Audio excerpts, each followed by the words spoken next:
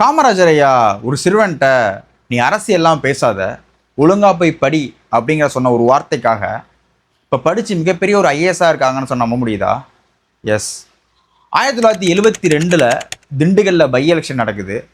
பாலமேடு மாணிக்கம்பட்டி அப்படிங்கிற கிராமத்தில் 10 வயது சிறுவன், அதாவது ஒரு 16 வயசு இருக்கும், ஒரு பிரச்சார மேடையில் காமராஜரை பற்றி அவர் பண்ண நல்லதெல்லாம் பற்றி ரொம்ப புகழ்ந்து பேசிகிட்டு இருக்கான். அங்கே இருக்க மக்களுக்கெல்லாம் அந்த பையன் பேசுகிறத பார்த்து ஆரவாரமாக கைதட்டிகிட்டு இருக்காங்க.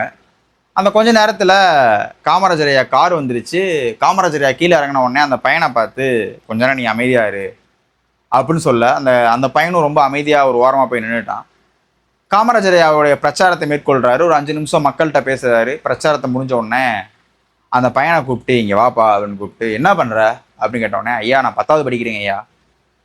10 படிக்கும்போது இந்த பிரச்சாரம்லாம் அரசியல்லாம் ஈடுபடக்கூடாது, ஒழுங்கா போய் படி, யார் ஜெயிச்சேன்னா தோத்தா என்ன, நீ உன் வேலையை பாரு தம்பி அப்படின்னு சொல்கிறாரு. கொஞ்ச நேரம் கழிச்சு இது மாதிரி பொது வாழ்க்கைலாம் உனக்கு ரொம்ப பிடிக்குமா அப்படின்னு கேட்க அந்த பையன் ஆமாங்க ஐயா ரொம்ப பிடிக்கும் அப்படின்னு சொல்கிறேன். நீ கொஞ்ச நேரத்துக்கு முன்னாடி மேடையில் பேசிகிட்டு இருந்தேல, அந்த காமராஜர் ஐயா நிறைய அணைகளை கட்டினாரு, நிறைய தொழிற்சாலைகளை உருவாக்குனாரு, நிறைய பேத்துக்கு வேலைவாய்ப்பை உருவாக்கி கொடுத்தாருன்னு சொன்னேன்ல, இது எல்லாமே என் கூட இருக்கிற ஐஏஎஸ் ஐபிஎஸ் அதிகாரிகள் சொல்கிறத வச்சு தான், அதுக்கான ஆணைகளை மட்டும்தான் நான் வழங்கினேன், எல்லாமே அவங்களுக்கு கொடுத்த வழிமுறைகளை தான் நான் மேற்கொண்டேன் அப்படிங்கிறத ரொம்ப அழகாக சொல்கிறாரு. பேசாமல் நீயும் படித்து ஒரு ஐஏஎஸ் ஐபிஎஸ் அதிகாரி ஆகிடு அப்படின்னு சொல்ல, அந்த பையனுக்கு இப்போ தான் புதுசாக ஐஏஎஸ் ஐபிஎஸ்ங்கிற ஒரு வார்த்தையை கேட்குறான்.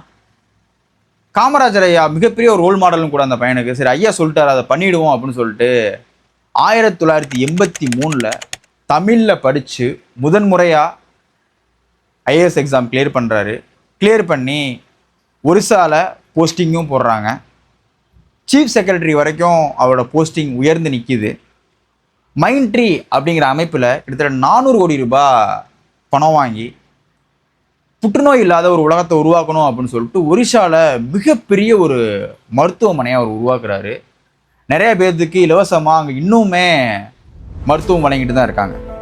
கீழடி ஆய்வில் ஆரம்பித்து தங்கச்சுரங்கம் அப்படிங்கிற புத்தகத்தின் ஆசிரியராக தொடர்ந்து தமிழ் பணி ஆற்றிட்டு இருக்காரு.